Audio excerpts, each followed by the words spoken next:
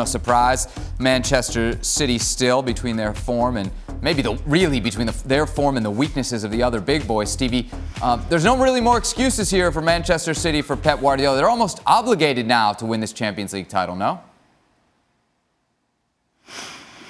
I don't think obligated is the word. They're definitely favourites, and it's in their hands. There's no question.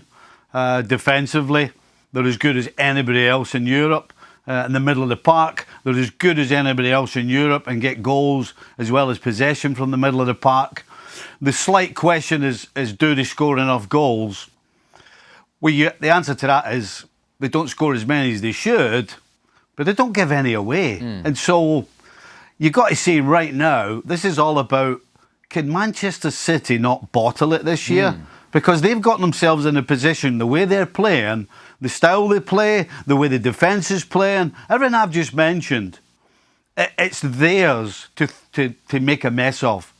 Because there's no question in my mind they're the best team in Europe right now. And they can only lose it, in my opinion. Don, it's an interesting point that Stevie brings up, isn't it?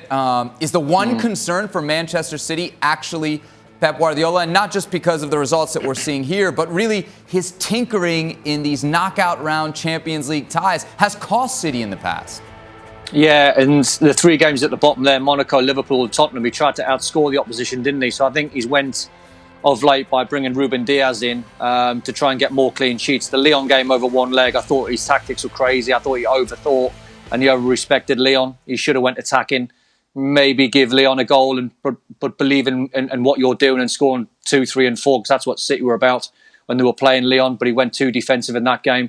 But I think the signing of Ruben Diaz is a really pivotal signing for them. It's like when Van Dijk went into Liverpool. He's been that good and he's been that amazing for them, where he's made everyone around him, people like Laporte and John Stones, better defenders. This is without Aguero. Jesus has only been playing the last couple of games as well. No De Bruyne, who's just come back. So they're still scoring goals, but could have been 2-1 against Gladbach. Gladbach had a chance late on and they probably should have scored, but that game should have been 5 or 6. Robbo, do you see a gap between maybe Manchester City and I think the next two favorites, Bayern and PSG, or do you think they're all kind of clumped together in one group?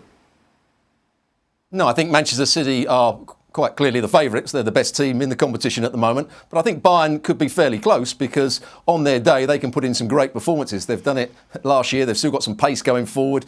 When you see the likes of Koeman and Sane and then Lewandowski with his goals, I think they're good in midfield as well. So they're the closest team to Manchester City at the moment. And the one problem that Man City may have is, or Pep Guardiola may have, does he really want to go with Jesus as the centre forward, or would he play those midfield players just playing in behind and play with two wide front players?